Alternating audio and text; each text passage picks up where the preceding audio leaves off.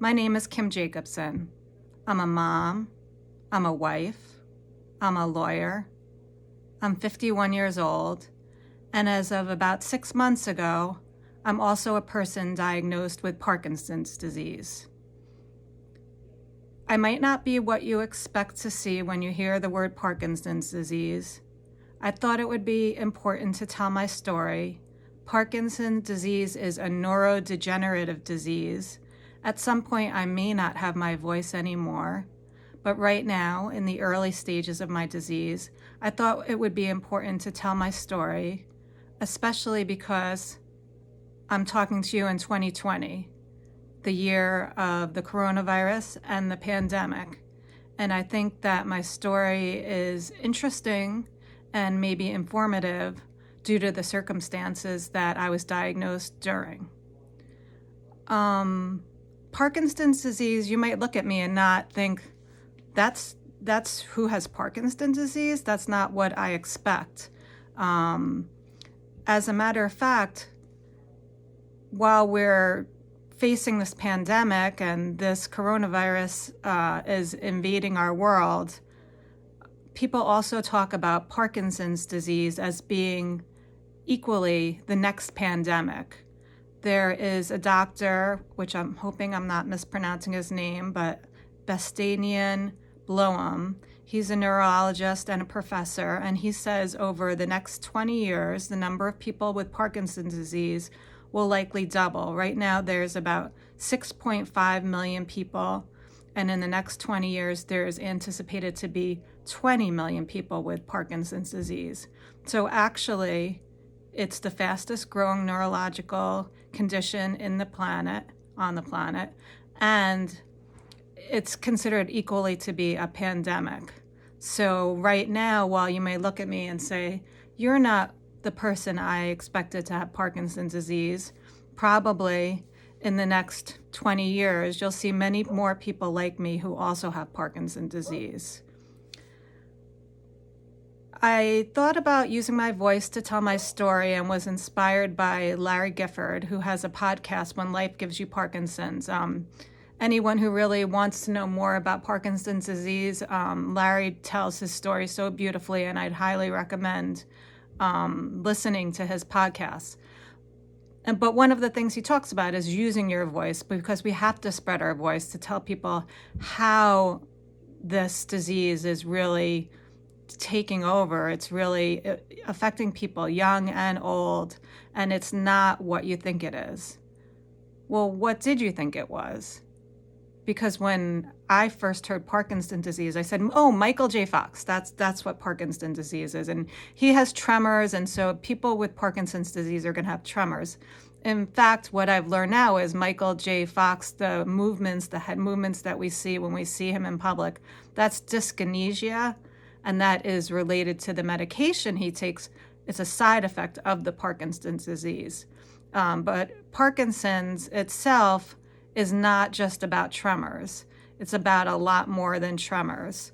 So I thought it would be helpful maybe to go through my story and explain how I was diagnosed, because many times it takes a very long time to be diagnosed with Parkinson's disease because the symptoms aren't so clear and the doctors don't normally rush to that diagnosis or even know that it could be that diagnosis, because you might go to your doctor with a stiff back, or you might tell your doctor you have chronic constipation, or you might tell your doctor that you have trouble getting out of bed, or that you're a little bit clumsy, or you might tell your doctor that you're stiff.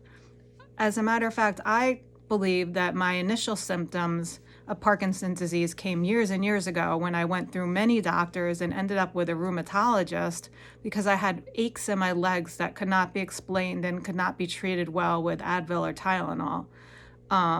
Those aches in my legs never kind of went away until, interestingly, now later on I've been on medication for Parkinson's disease. But let me back up a little bit to when I initially noticed some symptoms. Around the age of 49, going on to 50, I was in the middle of menopause. My hormones were kind of crazy all over the place.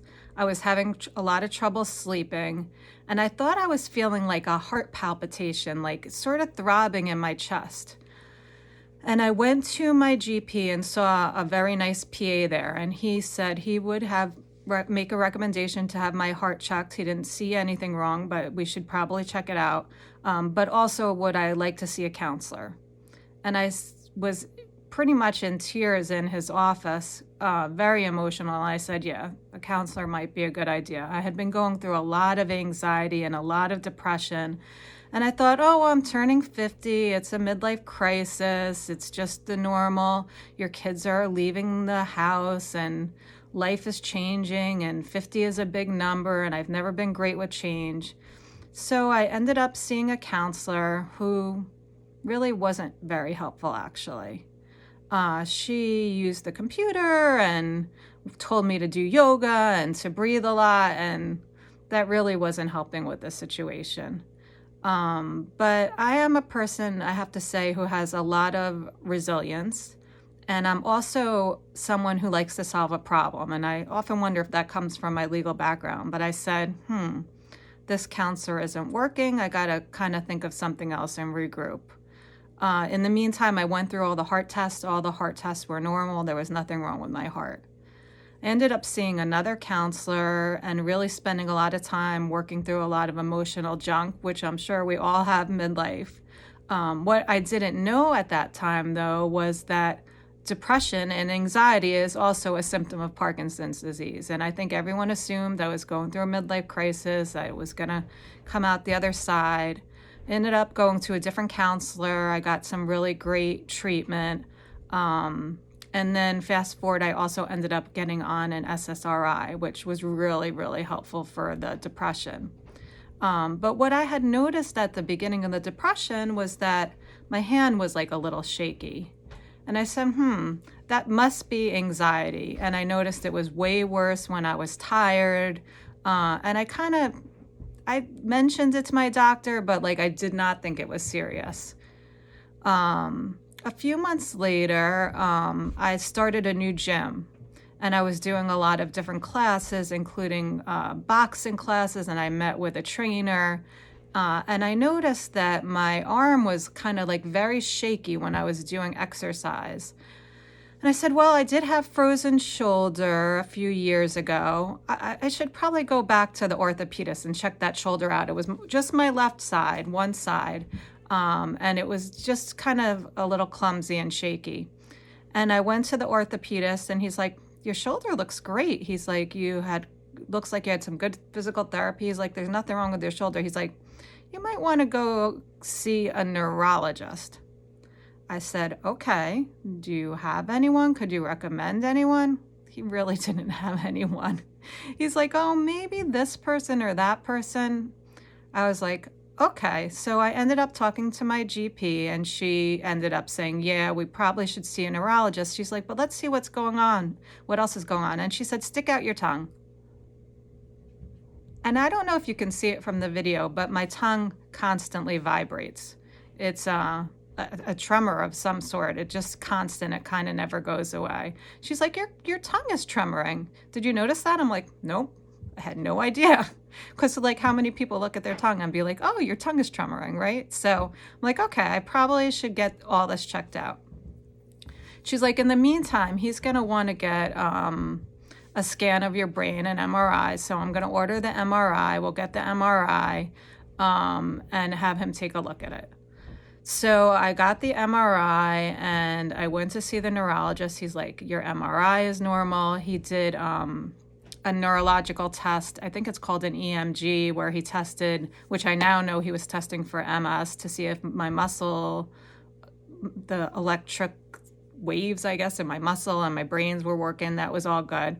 He's like, but that thing with your hand, he's like, can you do it again? And he had me kind of punch in and punch out and do those. He's like, I want to videotape that.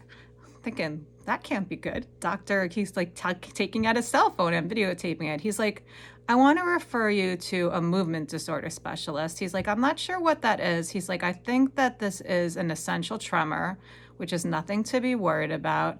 So an essential tremor is something people get all the time. It really is just a little tremor in your hand. It's typically a movement tremor, which is the kind of tremor I had.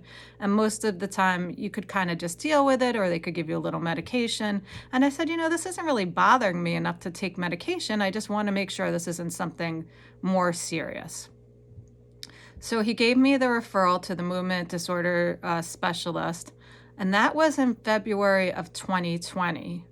Well, as we all know, in March of 2020, our whole lives changed. And I think my appointment was March 24th and the movement disorder specialist and said, listen, we're not having anyone come into the office, but if you want, we can do a telehealth visit.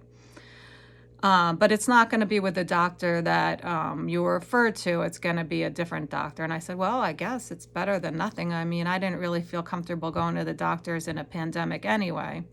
And so I met with a very nice, seemingly nice lady, a doctor on the phone. And she had me turn on my computer and she had me walk back and forth, this and that. And she's like, yeah, I think that's an essential tremor. She's like, but you're describing a little clumsiness. And, I just want to keep an eye on that. So we'll see you again in July. And I said, well, how about some physical therapy? She's like, well, couldn't hurt. We could order some physical therapy. And so she wrote out the script. But by that time, it was kind of things were not getting good. And I had it in mind that I was going to go to the same physical therapist I worked with to work with my frozen shoulder. And so I kind of waited on the physical therapy. But in the meantime, my back was killing me. My neck was killing me. My shoulders were killing me. And I just thought, well, I'm working at home. I'm in a different chair. Maybe it's something like that. I didn't really think of it too much as being related at all to this little tremor, which I was really finding like more of an annoyance rather than like thinking it was anything. And I'm like, boy, I'm having trouble opening drawers and I'm mistyping my password on my computer all the time. So it's just annoying and I wanted to deal with it. So by April, things were getting a little better. I'm in Connecticut and the pandemic was loosening up a little bit. People were getting outside a little bit more. And at the end of the April, I called my physical therapist's office up and I said, I'm having a little trouble with my hands. I'd like to get some physical therapy. I have a script. So they said, well, we have a hand specialist. That might be the best person. So I went to see the hand specialist and she was like, I could tell you some exercises. She's like, this is kind of a tremor. She's like, I'm not really sure we could do much, maybe strengthen your hand a little bit. And she saw me a couple of times and then she's like, Kim, I'd like you to see our neuro specialist. She's like, she deals with this kind of thing a little more. And I was like, oh, neuro specialist? Oh, what do I need a neuro specialist for? I just have a little hand tremor, but okay, they have a neuro PT specialist. I'll meet with her. She did a few things. She had me walk, and this was the first doctor had seen me in person for a while. I guess not a doctor, but a medical provider. She had me do some walking. She actually had me pull my mask down and look at my face. And she's like, this looks like Parkinson's disease. I'm like, what? What are you talking about? I'm like, oh, she's a PT. Could this be Parkinson's? She's like, well, maybe Parkinson's disease or a Parkinson-like syndrome. Like, I kind of was like surprised that she said that because the doctor had said this is an essential tremor. 2 doctors had told me this is probably an essential tremor and nothing to worry about. So I was a little dismissive of her, but I knew I had the appointment with the movement disorder specialist. And so I thought I would just go with that appointment and see and kind of in my head kind of sort of adjust to maybe this wasn't just an essential tremor. So fast forward to July, I went to see the movement disorder specialist, and it was kind of freaky actually, because this was one of the first days they had reopened. They just kind of were a little bit disorganized, not knowing what they were doing. I spent a lot of time with a nurse kind of just talking about my symptoms, but not really having any discussion of what they might mean. And then the doctor came in. And she had like a space helmet on, which now I understand she was trying to, prevent from getting coronavirus. My husband wasn't with me during this appointment because you were only allowed to come in by yourself. And she had me do a few things, tapping, having my fingers go back and forth. She had me lift my mask down. She looked at my face. She had me walked. And she said, yeah, you have mild Parkinson's. And I'm like, what? She's like, yeah, this is mild Parkinson's. We're going to do a DAT scan to confirm. And then she kind of asked if I had any more questions. I tried to ask her a few questions, and she pretty much walked out of the room. I don't know if she was just not a great doctor with bedside manner, but the nurse talked to me for a couple of minutes afterwards and was like, people do very well with Parkinson's nowadays. There's good medicines, and you're going to be okay. Well, at that time I was thinking, I'm never going to take medicine for this. This is a little tremor. I hadn't thought about what else this could mean. I didn't really know what Parkinson's was. I thought it meant that I was going to get tremors that were going to get worse. I didn't know that it could have to do with a lot of other things going on with my body and my health. And so eventually, fast forward to August, I got the DAT scan. If anyone doesn't know what a DAT scan is, that's basically a scan that they use to measure the levels of dopamine in your brain. There's some mixed thought about the DAT scan and whether people should get the DAT scan. But I guess in a case where they're not sure or 100% sure it's Parkinson's, they'll do the DAT scan. I don't know if the doctor was just doing the DAT scan to kind of more humor me because I was kind of not feeling that confident about the diagnosis, or whether she was doing it because she just really needed it to confirm. But in fact, the DAT scan came through, and that same nurse called me and says, yes, it's Parkinson's. Do you have any questions? And I just didn't really even know what to say. I mean, I had kind of adjusted myself a little bit and pretty much was thinking I have Parkinson's, but I, again, wasn't that clear, what does this mean? What is Parkinson's? So I said, no, I don't have any questions. And I said, in the meantime, the physical therapist who I had worked with, who was amazing, said there's this program for Parkinson's called LSVT Big, and it's an intensive exercise program. So I had already signed myself up and got the insurance approval for the LSVT Big, which is pretty amazing considering the Parkinson's diagnosis was just sort of maybe at that time. I mean, I think we all knew it was going to be Parkinson's by then, but this physical therapist was just really aggressive and was like, if you start with exercise early, it's going to really improve your symptoms. It's really going to help. So I started the LSVT Big, which is just it's an intensive physical therapy program, but it gives you some tools and some exercises that you can use for Parkinson's as the disease progressive. And people, the one thing people said that there's not anything that can really medicine-wise slow down Parkinson's, but there's a thought that exercise can possibly slow down Parkinson's, but at least help you move better, help you in your daily life better. So that's something I've been working on, is exercise, and I did go through that program and did find it to be very helpful. And what I've also done now is kind of educate myself, because I am not who I thought Parkinson's was. I thought Parkinson's was someone maybe who just has a ton of tremors, or a much older person. I've told some people about my diagnosis, and they're like, oh, my grandmother had Parkinson's. My mother had Parkinson's. Not, I know anyone your age who has Parkinson's.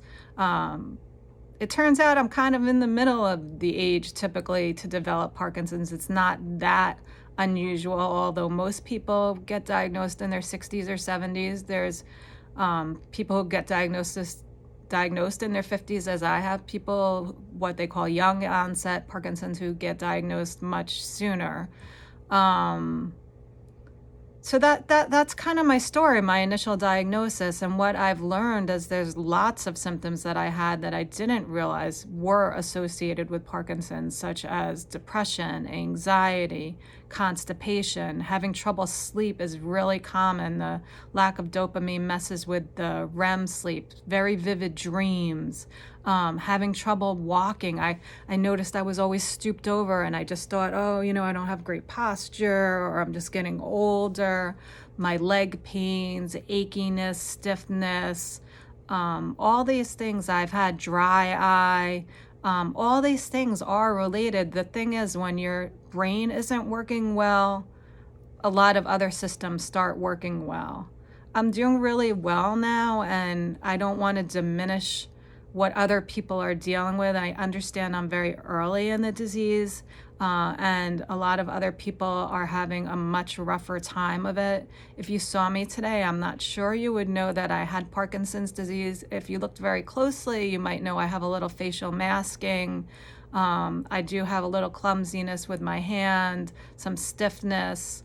But I'm hopeful. I'm hopeful that we'll find a cure, or there'll be better medicines to prevent the progression of this disease. But anyway, my name is Kim Jacobsen, and I have Parkinson's disease. And I just thought you might want to know. I'm going to try to do a series of these videos to talk about different things related to Parkinson's disease. Nothing that I talk about should be construed as medical advice or legal advice.